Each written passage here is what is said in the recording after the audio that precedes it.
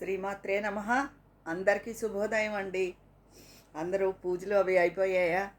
ఈరోజు నేను కొంచెం లేట్గా పలకరిస్తున్నానా మిమ్మల్ని? అయితే నేను ఒక ప్రశ్న అడిగాను. కుక్కని కొడితే డబ్బులు రాలుతాయి అంటారు. మీకు ఎవరికైనా సమాధానం తెలిస్తే చెప్పండి, నాకు తెలీదు అని. నేను రాత్రి 11కి భానుమతి గారు అనుకుంటా ఆవిడ పేరు, ఆవిడ పెట్టారండి ఆన్సరు. ఇప్పుడు కాపలాకి కుక్కని పెట్టి వెళ్తారని కదా, ఆ కుక్కని కొట్టేసి ఆ ఇంటిని అన్యాయంగా దోచుకోవడం. కుక్కని కొడితే డబ్బులు రాలుతాయి అన్నది. చాలా థ్యాంక్స్ భానుమతి గారు జవాబు చెప్పినందుకు. నేనంతా అనుకున్నా ఎవరికి తెలియదా, ఎవరు రిప్లై ఇవ్వలేదు అనుకున్నాను. రాత్రి మీరు ఇచ్చారు.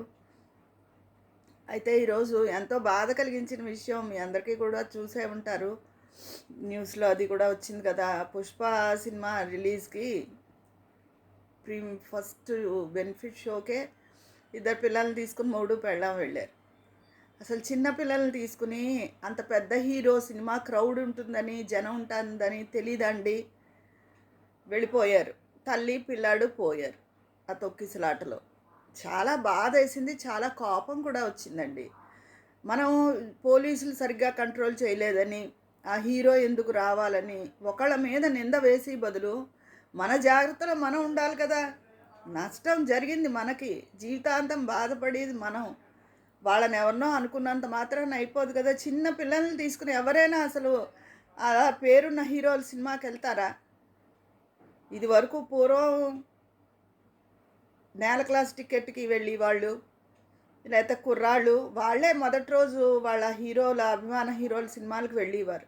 ఆడవాళ్ళు ఎవ్వరూ వెళ్ళేవారు కాదు. ఏమన్నా అంటే ఆడవాళ్ళు వెళ్ళకూడదా, ఆడవాళ్ళు సమానత్వం మగాళ్ళతో సమానం అంటున్నారు. పోనీ వెళ్ళండి, పిల్లల్ని తీసుకుని వెళ్ళి పిల్లలు సమానం ఎవరుగా పెద్దవాళ్ళతో, వాళ్ళ ఇది తట్టుకోలేరు కదా. ఆ మగాళ్ళతో ఆడవాళ్ళు ఎప్పుడూ ఆర్థికంగా సంపాదించుకుని సమానం అవ్వగలరేమో కానీ శారీర దారుఢ్యం విషయంలో ఆడవాళ్ళు ఎప్పటికీ మగాళ్ళకి సమానం కాలేరండి. మగాళ్ళు గమ్మున గోడైనా దూకేయగలుగుతారు, గేట్ ఎక్కైనా దూకేయగలుగుతారు, ఏదో ఒకటి చేయగలుగుతారు. ఆడవాళ్ళు అలా చేయగలుగుతారా? పైగా ఇప్పుడు చుడీదార్ కూడా కాదు, చీర కట్టుకుని ఎటు పరిగెట్టగలుగుతారు? చీర కాళ్ళలో పడిపోవచ్చు, తొక్కిసలాట అవ్వచ్చు. ఈ తప్పిదానికి వాళ్ళే కారణం. అంతేగాని ఎవరి మీద నింద వేయడం అనవసరం. మన జాగ్రత్త మనం చూసుకోకుండా ఇంకోళ్ళు అనడం తేలిక. అంటే వాళ్ళ మీద ఏదో అభిమానంతో నేను చెప్పడం లేదు. ఆ చిన్న పిల్లల్ని తీసుకుని వీళ్ళు అసలు ఎలా వెళ్ళారు? మగాడు భయం లేదన్నా ఆడది ఒక్క అడుగు వెనక్కి వెయ్యాలి, వద్దు మంచిది కాదండి, పిల్లలతో కష్టమైపోతుంది అన్న ఆలోచన కూడా వాళ్ళకి తట్టలేదా? ఇదంతా నేను అలా జరిగింది, అయ్యో ఒక నిండు ప్రాణం, చిన్నపిల్లాడి ప్రాణం పోయిందే అన్న బాధతో చెప్తున్నది. వాళ్ళ మీద నాకు ఏమైనా కోపమా, ఏమన్నా ఇంత నష్టం జరిగింది కదా అని, వాళ్ళు ఎవరో చిన్నవాళ్ళే అని చాలా బాధ కలిగిందండి. అసలు ఏదైనా అంటేనేమో ప్రతిదానికి స్త్రీ పురుషులు సమానం అంటారు. ఎందులో సమానం అవుతారు?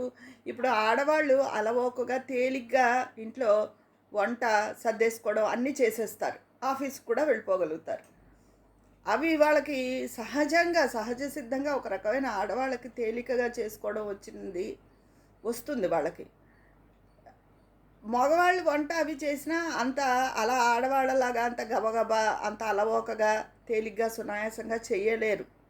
అలాగే ఆడవాళ్ళు ఎంత సమానత్వం అనుకున్నా ఉద్యోగానికి వెళ్ళి జీతం సంపాదించగలరేమో కానీ మగవాళ్ళలా శారీరక దారుఢ్యం, మగవాళ్ళలా కొన్ని బయట నెగ్గుకొచ్చి పనులు ఆడవాళ్ళు చేయలేరు. అది మన ఇదిలోనే ఉంది, మన శారీరక నిర్మాణంలోనే ఉంది. అది భగవంతుడు చేసిన దానికి ఎవరు ఏం చేయలేరు. మేము మాత్రం వెళ్ళకూడదా, మాకు మాత్రం సరదా ఉండదా, మగాళ్ళే వెళ్ళాలా అని వితండవాదం చేస్తారు కొంతమంది. అలాంటి వాళ్ళని ఎవరిని మార్చలేరు, వాళ్ళకి చెప్పడం లేదు.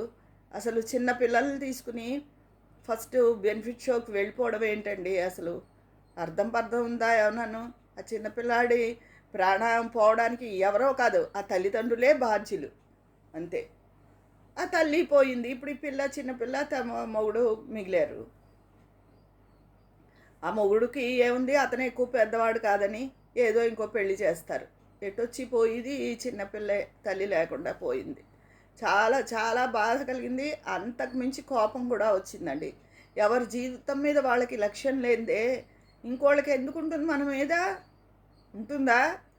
అలా హీరో రావడం తప్పు, పోలీసులు సరిగ్గా కంట్రోల్ చేయలేదు, ఇవన్నీ ఎన్ని అనుకున్నా పోయిన ప్రాణాలు రావు. ఎవరి లైఫ్ మీద వాళ్ళే జాగ్రత్త తీసుకోవాలి. ఇలా మొదటి రోజు సినిమాలకి వాటికి ఆడవాళ్ళు పిల్లల్ని తీసుకుని ఎగబడి వెళ్ళిపోకూడదు. నేను తర్వాత ఇంకా కొన్ని విజువల్స్‌లో కూడా చూశాను. సినిమా బావుందా అని అడుగుతున్నప్పుడు కొంతమంది నెలల పిల్లలు కూడా స్వెటర్ వేసి భుజాన్నేసుకుని వచ్చేసారు. మరి అది ఇక్కడ ఫారిన్ కంట్రీస్‌లో అన్నదా నేను పర్టిక్యులర్‌గా చూడలేదు. మరి అలా చంటి పిల్లల్ని తీసుకుని సినిమాలకెళ్ళిపోయి అంత ఆగలేకపోతున్నారు ఒక్కరోజు కూడా. ఇదివరకు అసలు అలా ఆడవాళ్ళు ఎవరు వెళ్ళేవారు కాదు. అప్పుడు ఆడవాళ్ళు ఏమీ వెనకబడిపోయి కూడా లేరు. ఇప్పుడు ఆడవాళ్ళకి కన్నా అప్పుడు ఆడవాళ్ళే ఎన్నో గ్రంథాలు చదువుకున్నారు, ఎన్నో పుస్తకాలు చదువుకున్నారు, ఎంతో నాలెడ్జ్‌ని డెవలప్ చేసుకున్నారు.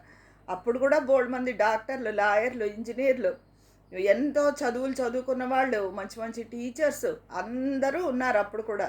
ఏదో అప్పుడు వాళ్ళు అంటే వెనకబడిపోయిన ఆడవాళ్ళు అనుకుంటారు ఇప్పటి పిల్లలు. వీళ్ళే ఈ సోషల్ మీడియాని పట్టుకొని బుర్ర తక్కువగా ప్రవర్తిస్తున్నారు.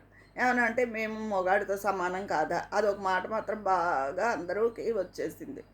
అన్ని మగాళ్ళతో సమానం చిన్నపిల్లల్ని తీసుకెళ్ళిపోతారా సినిమాలకి? ఇంత క్రౌడ్ ఉంటుందని, ఒక పెద్ద హీరో సినిమాకి అంత క్రౌడ్ ఉంటుందని మీకు అసలు ఊహ కూడా లేదా? అది అందుకని ఆ పిల్లాడి ఇదికి చావుకి కారణం తల్లిదండ్రులే. ఆ తల్లి కూడా పోయింది. ఇంకా పోయిన తల్లిని మనం ఏమనుకుంటాము?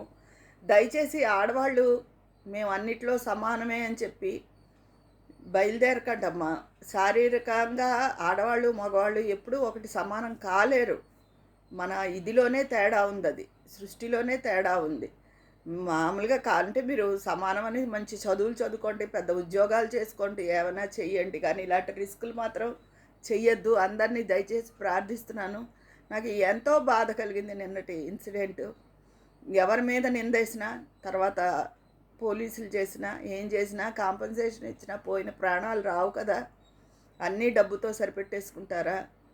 ఆ మిగిలిపోయిన పిల్లని తలుచుకున్న భర్త కన్నా పిల్లని తలుచుకుంటే కూడా నాకు ఎక్కువ బాధ అనిపించిందండి. అది విషయం.